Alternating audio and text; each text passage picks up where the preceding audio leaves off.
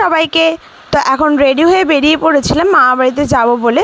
তারপরে এখানে একটুখানি মিষ্টির দোকানে দাঁড়িয়েছিলাম কিছু খাবার নেওয়ার জন্য।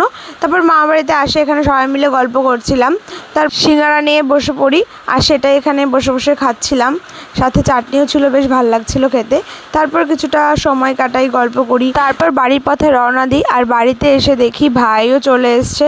ওরা কলকাতায় গেছিলো কিছু কাপড় আনার জন্য, মানে কাজের।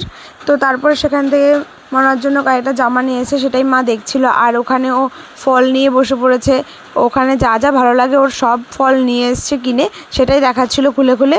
এই যে তার মধ্যে ছিল ড্রাগন, এটা হচ্ছে কিউই, পানি ফল আর গ্রিন অ্যাপেল।